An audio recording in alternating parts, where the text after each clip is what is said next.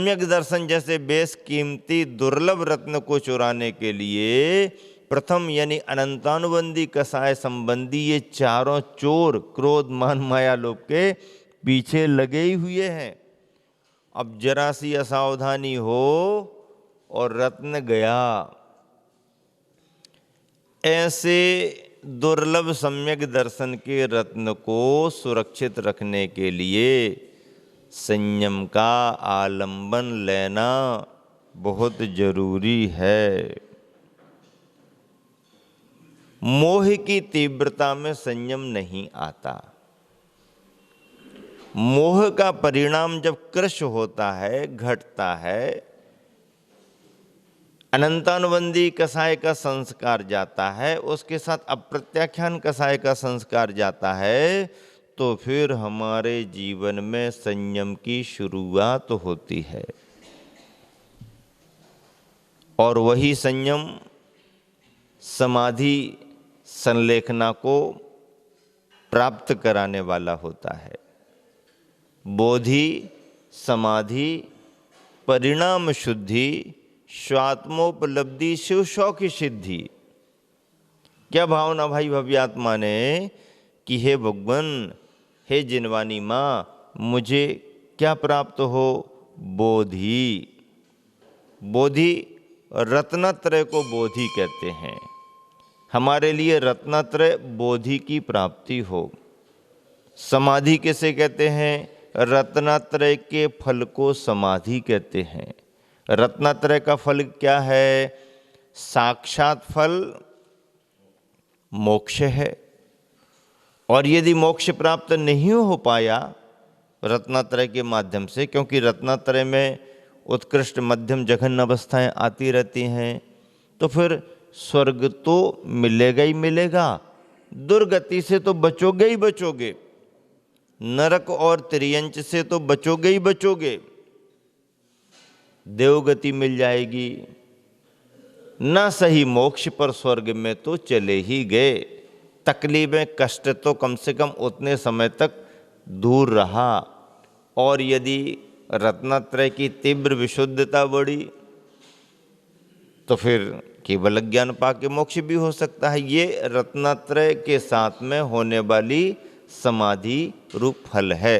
बोधि, समाधि, परिणाम शुद्धि। समाधि की प्राप्ति के लिए परिणामों की शुद्धि बहुत जरूरी है। हम क्रियाएं करते हैं,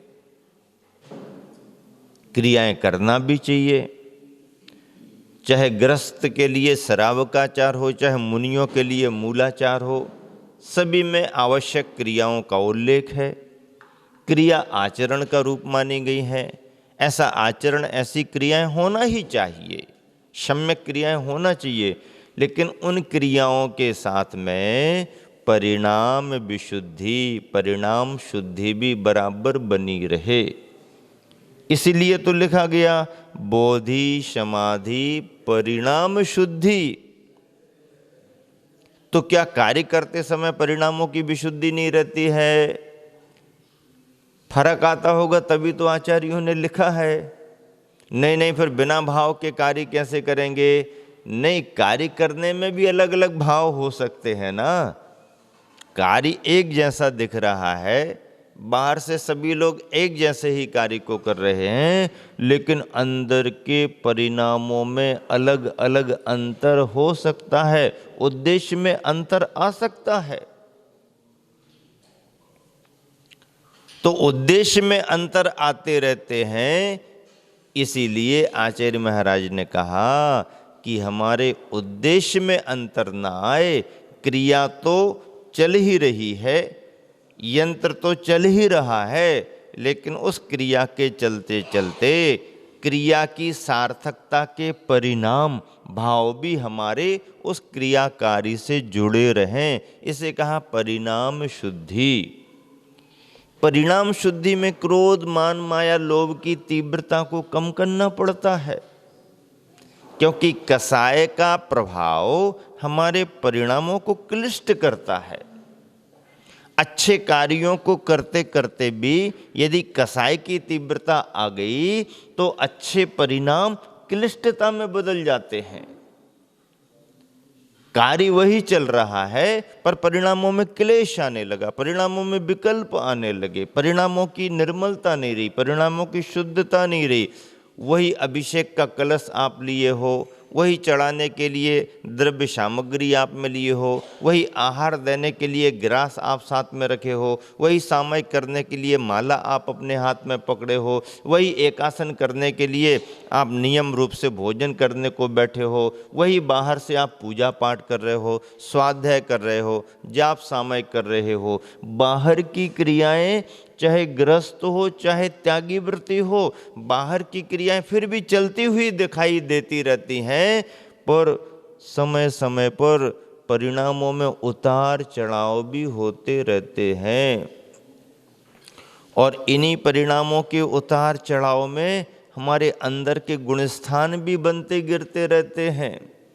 गुणस्थान कोई बाहर की नसैनी सीढ़ियाँ थोड़ी लगी हैं कि एक चढ़ गए तो अब नीचे नहीं आएंगे, दूसरी और तीसरी पर पहुंच जाएंगे। नहीं, अंतरंग के आत्मा के परिणामों का नाम ही गुणस्थान है। मोह और योग से प्रभावित होते रहते हैं परिणाम, और मोह और योग से मोह और योग से मोह और योग से प्रभावित होने वाले परिणामों में गुणस्थानों की जो तरतम अवस्था बनती है, परिणामों की तरतम अवस्था का नाम ही गुणस्थान है। मोह और योग का प्रभाव गुणस्थानों पर पड़ता है। तो ऐसे मोह से बचने के लिए, ऐसे मिथ्यात्व से बचने के लिए, ऐसे असंयम से बचने के लिए परिणाम शुद्धि होना बहुत जरूरी है। बोधि समाधि परिणाम शुद्धि स्वात्मोपलब्धि, कितनी गजब की बात कही। ये सब माध्यम है आगे बढ़ने के। एक एक सीढ़ियां आगे बढ़ो, फिर क्या स्वात्मोपलब्धि, अपनी आत्मा की उपलब्धि हो, अपने स्वरूप की उपलब्धि हो, स्वात्मोपलब्धि। फिर आगे क्या कहा, शिव सौख्य सिद्धि, शिव स्वरूप सुख की हमारे लिए सिद्धि हो, केवल ज्ञान की प्राप्ति हो, निर्वाण की प्राप्ति हो, और ऐसा होते हुए फिर लौट करके संसार में ना आना पड़े, संसार का विच्छेद हो जाए, संसार की परंपरा छिन्न भिन्न हो जाए। संसार की संतति किससे छूटती है? सम्यक दर्शन से और संयम से। सम्यक दर्शन और संयम के माध्यम से संसार का अंत होता है। संसार बढ़ता किससे है? मिथ्यात्व से संसार बढ़ता है और असंयम से संसार बढ़ता है। मिथ्यात्व और असंयम से संसार बढ़ता है और सम्यक दर्शन तथा संयम से संसार सिमटता है, सीमित होता है, संसार का अंत होता है, संसार की परंपरा का विच्छेद होता है। किससे? सम्यक दर्शन से और धारण किए गए संयम से। सम्यक दर्शन और संयम संसार का अंत कराने वाला होता है और अनंत केवल ज्ञान को दिलाने वाला होता है। लेकिन संसार बढ़ता किससे है? संसार बढ़ता है मिथ्यात्व से, संसार बढ़ता है असंयम से। ऐसे मिथ्यात्व और असंयम का परिणाम क्या होता है?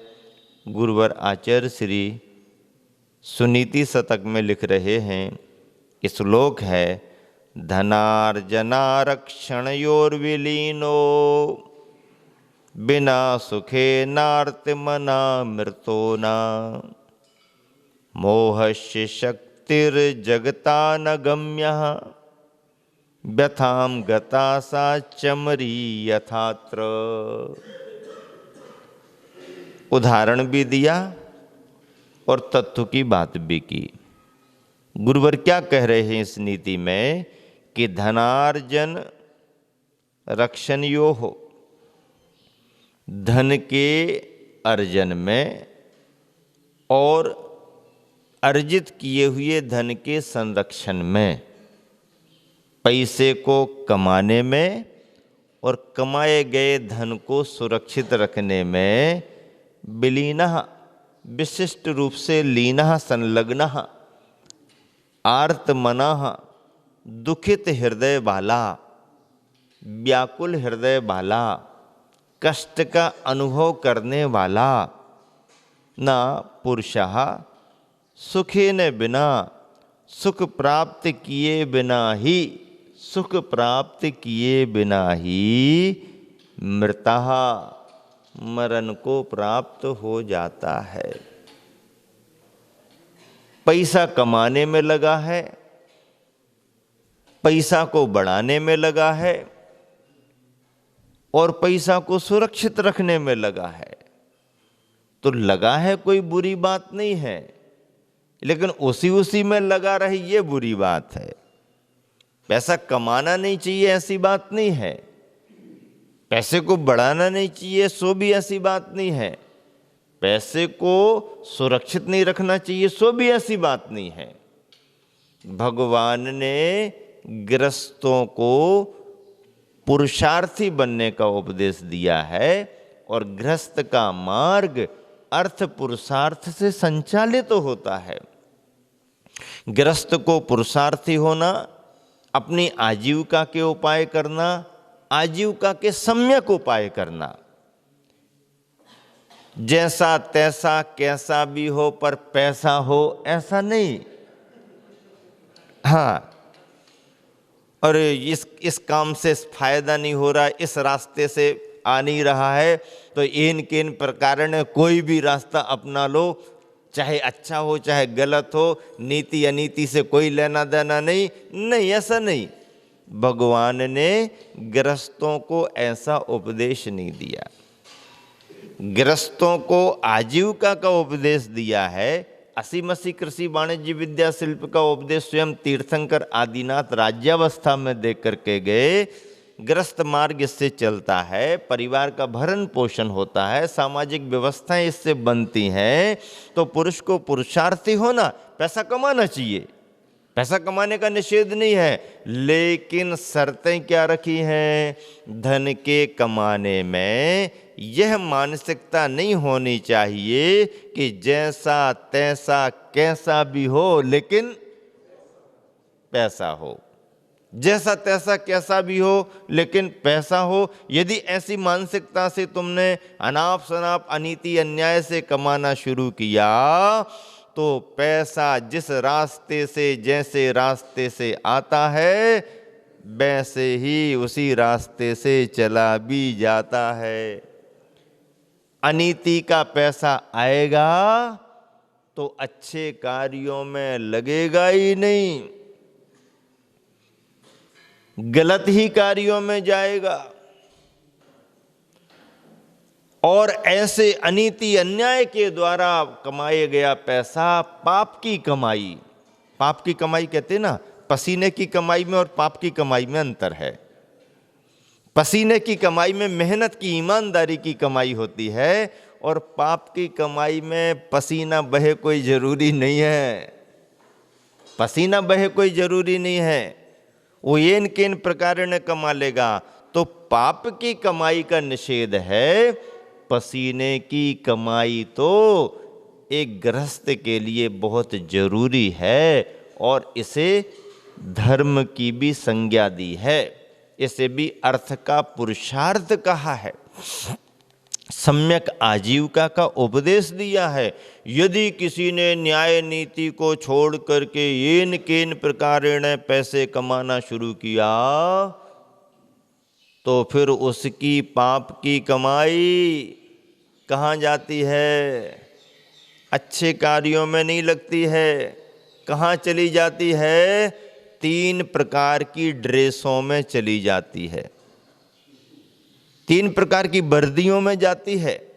और ये 3 प्रकार की ड्रेसें क्या, हम तो अपने बच्चे को कितने प्रकार की ड्रेसें लाते हैं, और अच्छा पैसा कमाते, ईमानदारी से कमाते हैं। हाँ, ईमानदारी से कमाओगे तो तुम्हारे घर परिवार के ड्रेसों में, वस्त्राभूषणों में, खान पान में, खर्चों में, अच्छे कार्यों में और धर्म के कार्यों में लगेगा।